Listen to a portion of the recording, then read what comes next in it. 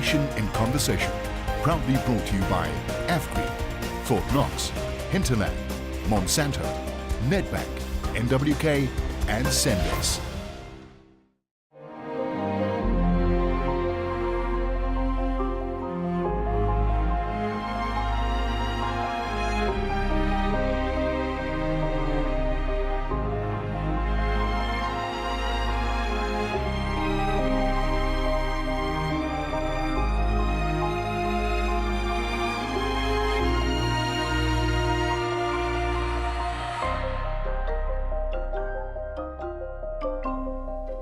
And once the storm is over, you won't remember how you made it through, how you managed to survive. You won't even be sure whether the storm is really over. But one thing is certain. When you come out of the storm, you won't be the same person who walked in. That's what this storm's all about.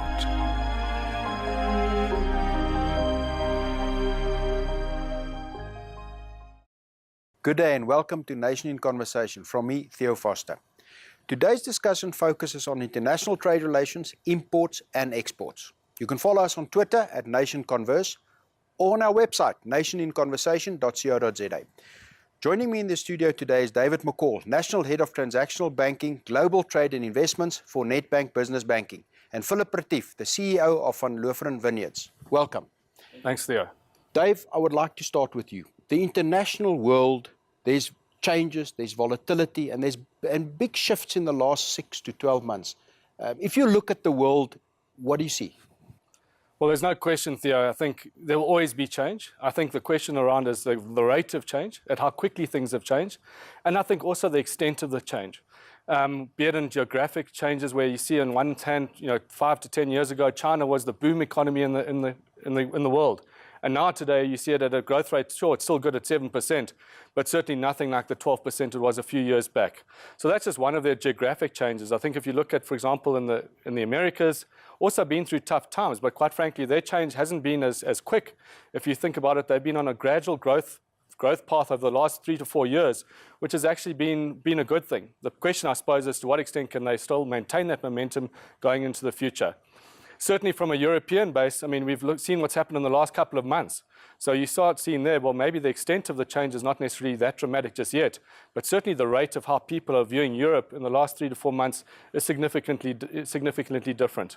And then we've got Africa, and Africa, the continent that we're part of, really, I think there's some areas of that Africa that are doing particularly well, and then there are others that are having challenging times. And again, we've got to ask ourselves, what is the extent of the change, and what is the rate of change? And I think one's always got to be cognizant of those two issues.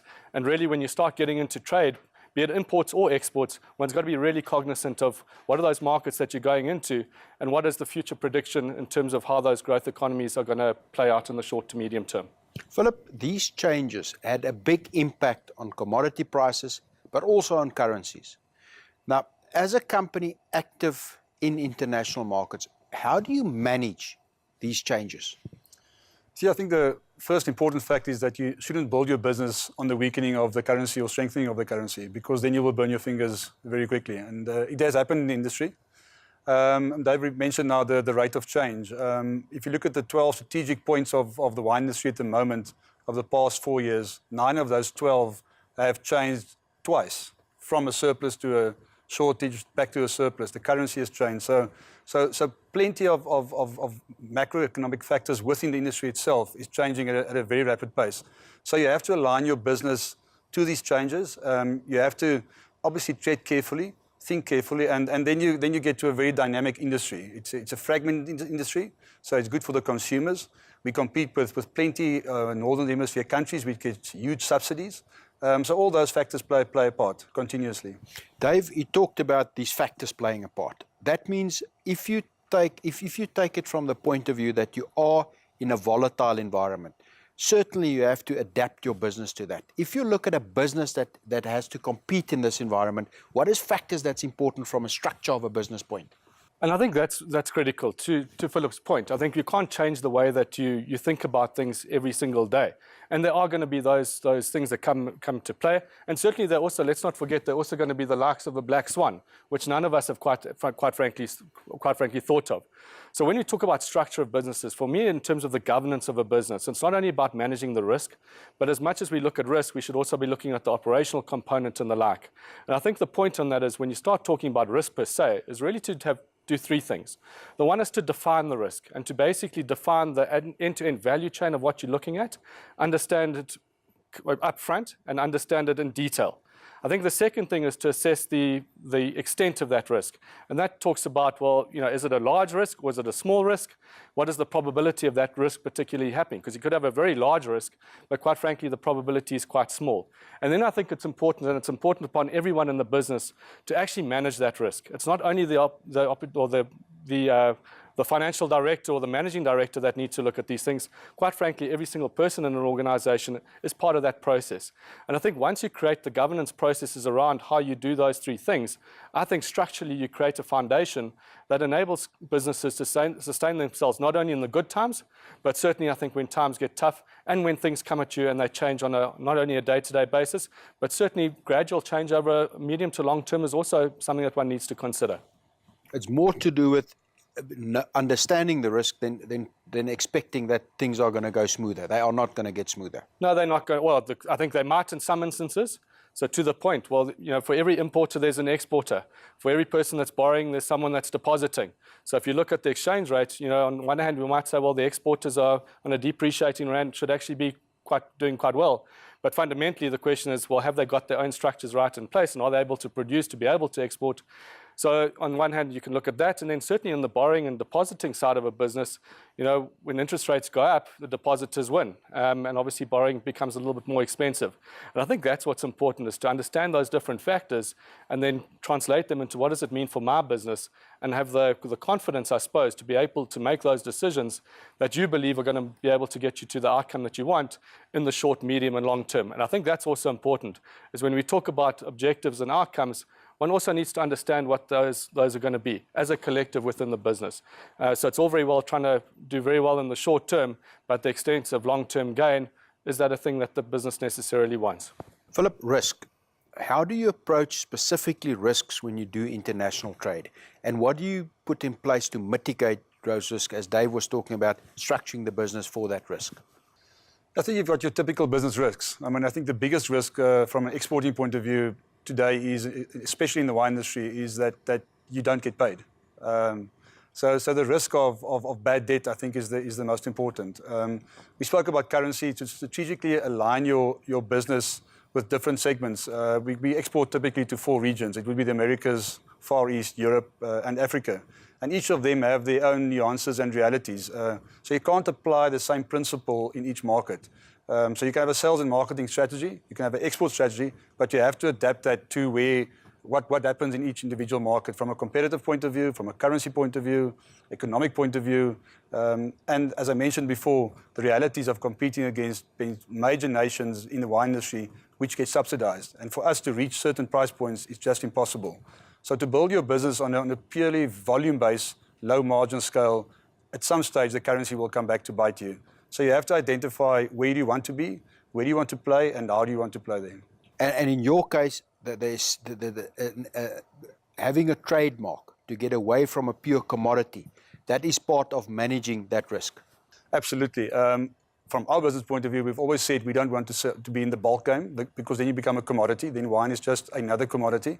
So you have to add value in terms of your brand. And then you relate stories to your brand, and you identify how you can sell that to different segments of the world. The interesting fact is that we often believe that we are quite sizable as an industry, and we are the biggest agricultural income earner for South Africa, and it's 8 billion rand at the moment. But we sell in a total industry, local market and export market, 80 million cases of wine. The largest family-owned winery in the world is Ernest and Julio Gallo from the Americas. Their total sales exceeds 80 million cases. So as an industry, we are smaller than the largest family business in the States. So keeping that in mind, you think you are big, but actually you're a fairly small player in international terms. After the break, I would like to talk to advice, information, and how do we use that in your business. This is Nation in Conversation. We will be back after the break.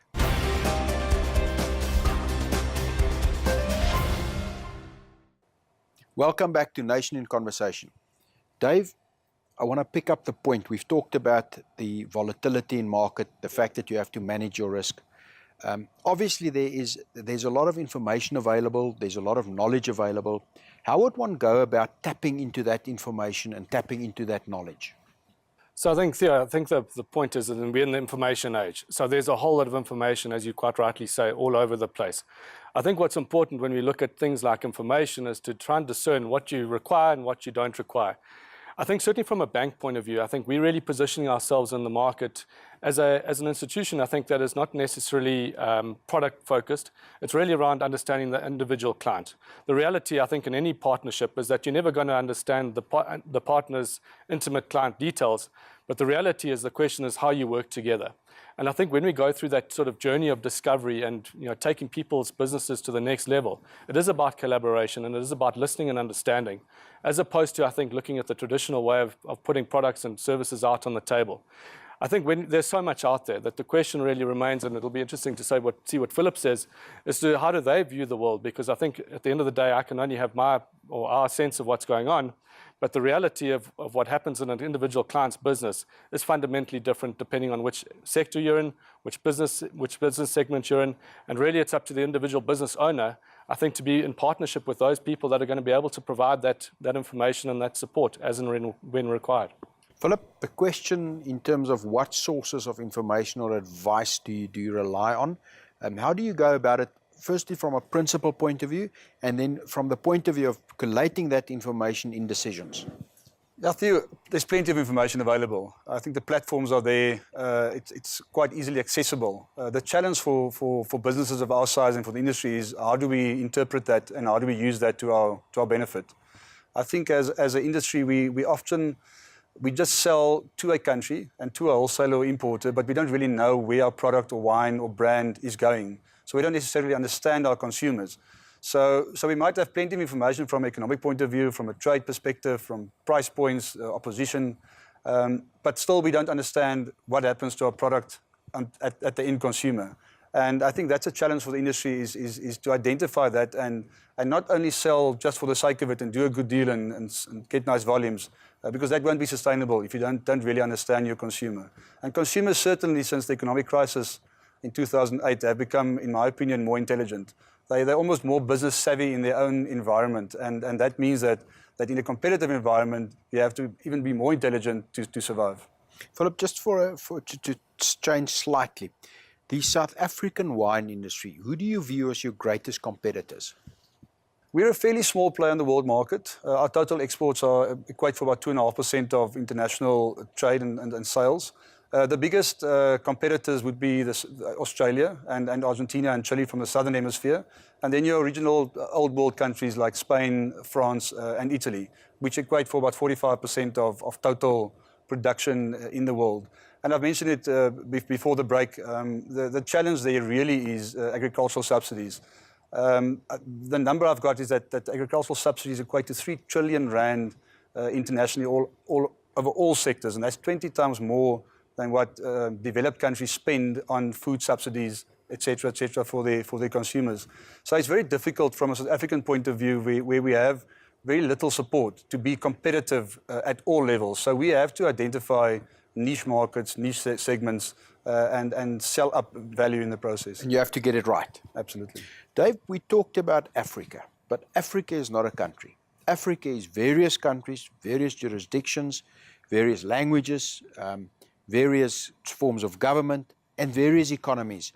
And if one looks at Africa, yes, we appreciate that there's strong growth in Africa. Yeah. There's a very, very big middle class that's up and coming, and Africa will hopefully show this growth for a few decades. Yeah. But how do you approach Africa from a business point of view?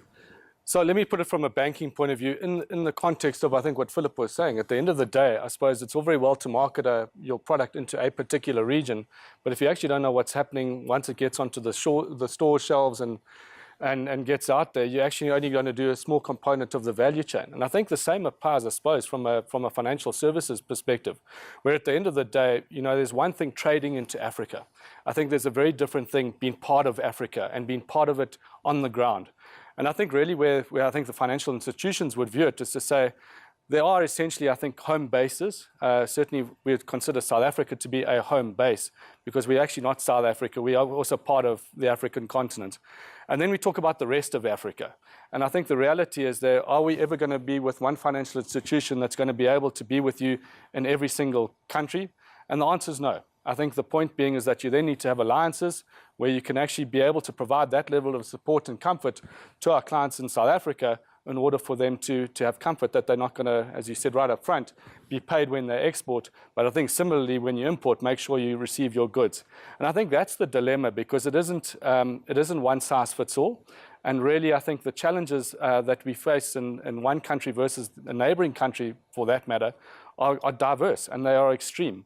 So it is difficult, but I think your point is so valid that at the end of the day, you've got to start acknowledging and getting an understanding of what it is like to be living in Africa, doing business in Africa, as opposed to necessarily sitting in a suburban Johannesburg and trying to think about or to presume what's happening in those particular environments.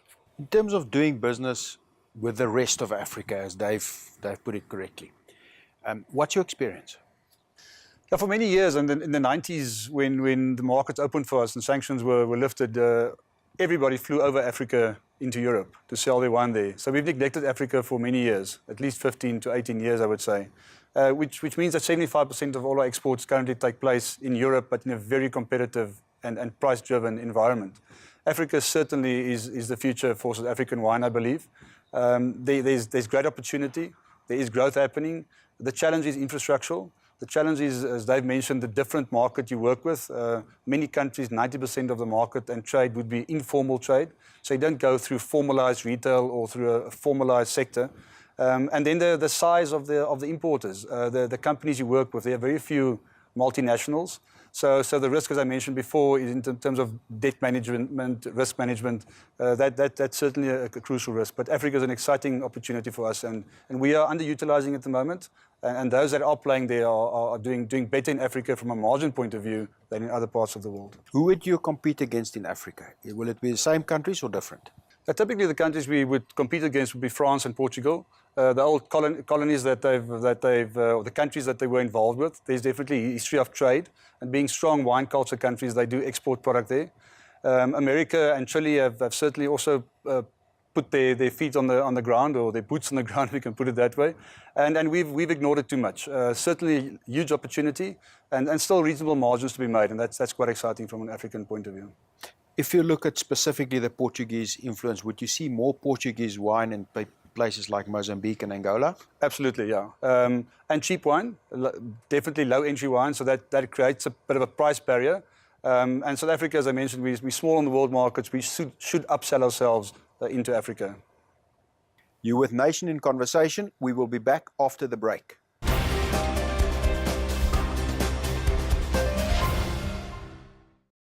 Welcome back to Nation in Conversation. Dave, we talked right in the beginning about volatility in international markets. If we look at the next 3 to 5 years, the medium term, what can we expect and how would you position oneself? So Theo, I think let's start with South Africa. I think it's important that we at least get our heads around where we think the next 3 to 5 years are going on our home soil. I think there's no question that the next couple of years are going to be tough. It's not to say that we are not going to be able to withstand the challenges that come, but I think we must be realistic, and I think that it's a tough environment.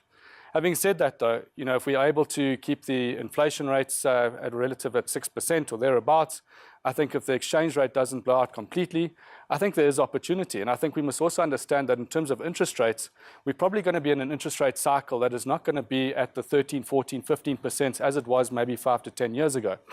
And certainly that must provide opportunity. Having said that, though, there are structural reforms that one needs to be able to put in place, which enables consumer confidence and business confidence to take advantage of those opportunities. So I think as much as it's going to be tough, I think there will be those opportunities, and we must be able to see them when they become available. And I think also importantly to have a foundation, because to the extent that wants to go and export into these other countries, to the extent that we're actually going to be importing, you also want to make sure that you've got a solid base. And I think that's important, because I think as soon as we start to extend ourselves too much in terms of international markets with the volatility that's experiencing there, without having a solid base, I think that does lend itself to more risk. And I suppose at the end of the day, when we start talking about returns, it's a relative thing. And the question is, to what extent are you prepared to take the risk for the relative return? I think on the international side, again, to Philip's point earlier, all the markets are different. And I think the point being is that for your own particular business, it's being able to understand and identify where there's that risk, but also by the same token, where you can make incremental profits. By the same token, I think there's still within even the African continent, we don't necessarily have to travel overseas to go and expand and to grow. There's a lot of opportunity in this continent, and I've got no doubt that as the infrastructure develops, as there potentially is more stability, that will be able to make sure that risk-return relationship is probably a little bit more favorable than what it maybe is today.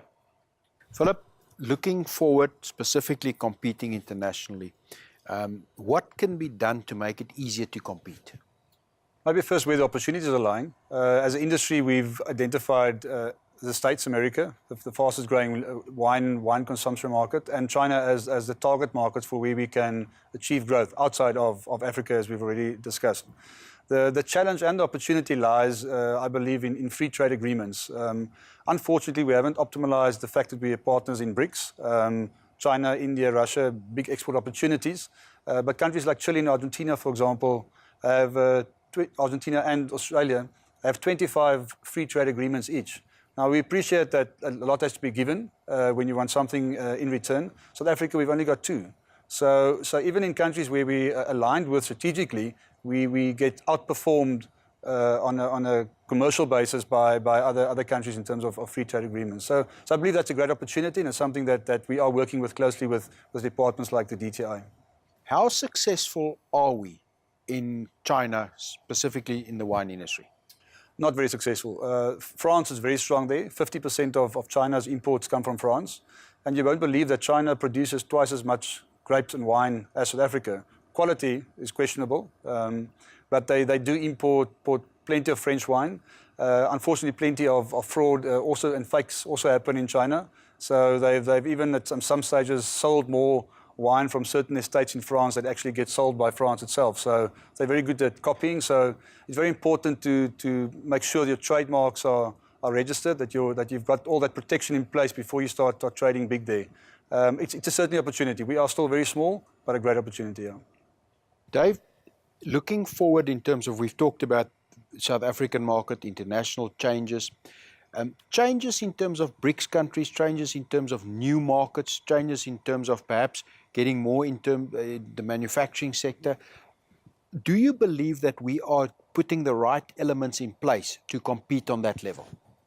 Yeah, so I think when you look at trade, I mean, at the end of the day, there are 2 things that you've got to be clear on. The one is the commercial side of it, which I suppose is what businesses typically are good at, and then the other one is the sovereign risk, the country risk, which I think differs. And I think the question, I suppose, is to what extent we rely on the South African environment to be able to support companies overseas.